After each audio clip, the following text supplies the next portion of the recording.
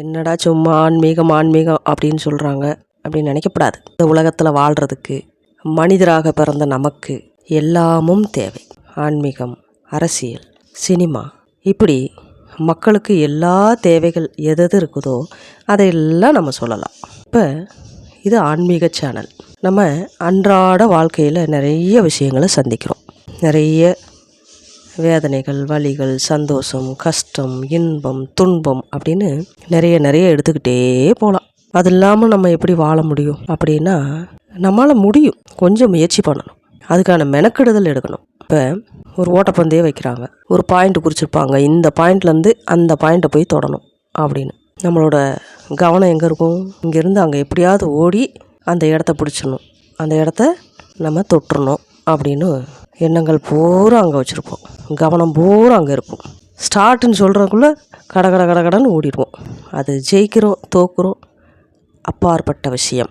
ஆனால் நம்மளுடைய முயற்சி இருக்கா, அதை பண்ணிக்கிட்டே இருக்கணும். கடமையை செய், பலனை எதிர்பார்க்காதே. ஃபார் எக்ஸாம்பிள், விவசாயத்தை எடுத்துக்கோங்க. நெல் போடுறார் விவசாயி. ஒரு ஏக்கராவுக்கு இவ்வளவு அப்படின்றத அந்த விதை நெல் வாங்கி விதைச்சி விட்றாங்க.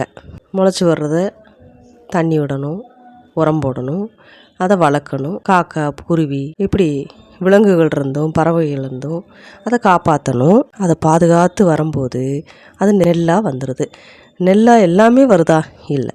அதில் பதறுகள் வந்துடும், களைகள் இருக்கும், ஒரு மாதிரி அழுகி போனது இருக்கும், கெட்டு போனது இருக்கும். ஆனால் அதெல்லாம் நம்ம மைண்டில் நினைக்காம தான் விதைச்சி விட்ருக்கோம். எப்படியாவது அந்த நெல்மணி வந்துடும் அப்படின்னு கணக்கு போடாமல் உழைப்பை மட்டுமே அங்கே போட்டு உழைச்சிருப்பாங்க. அதை பாதுகாத்திருப்பாங்க, தண்ணீர் விட்டுருப்பாங்க, உரம் போட்டிருப்பாங்க.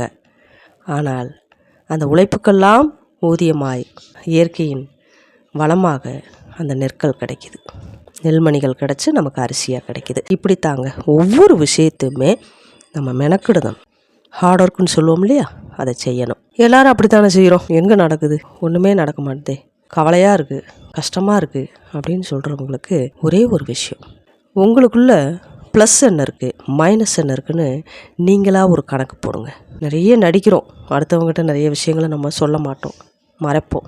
உங்களுக்கு என்னன்னு தெரியும், உங்களோட ப்ளஸ் என்ன மைனஸ் என்ன அப்படின்றத நீங்களாக பிரித்து பார்த்தீங்கன்னா, அதில் மைனஸ் அதிகமாக இருந்தால் ப்ளஸ் ஆக்கிக்கலாம், ப்ளஸ் அதிகமாக இருந்தால் இன்னமும் ப்ளஸ் ஆக்கிக்கலாம். இது தாங்க வாழ்க்கையோட சூட்சுமம். அதே நேரத்தில் போன எபிசோடில் சொல்லியிருந்தேன், அது சரியாக கேட்கல. நம்ம காலையில் எழுந்திருக்கிற தன்மை, நம்மளை நம்மளே ரெஃப்ரெஷ் பண்ணி விளக்கேற்றி சாமி கும்பிட்றது ஒரு நல்ல விஷயம். அன்றைய நாள் நல்ல நாளாக இருக்கணும்னு நம்மளுடைய இஷ்ட தெய்வங்களை கும்பிட்டு நம்ம எந்த வேலைக்கும் போகலாம், செய்யலாம். அதே மாதிரி நம்ம எடுக்கக்கூடிய வாகனங்களை தொட்டு கும்பிட்டு எடுத்துகிட்டு போனால் அந்த வாகனங்கள் நமக்கு உதவியாக இருக்கும்னு ஒரு எபிசோடில் சொல்லியிருக்கேன். அதை பற்றி இன்னமும் நம்ம டீட்டெயிலாக பேசலாம். தொடர்ந்து கவனிங்க. சேனலை சப்ஸ்கிரைப் பண்ணுங்கள், லைக் பண்ணுங்கள், ஷேர் பண்ணுங்கள். நன்றி மக்களே, வணக்கம்.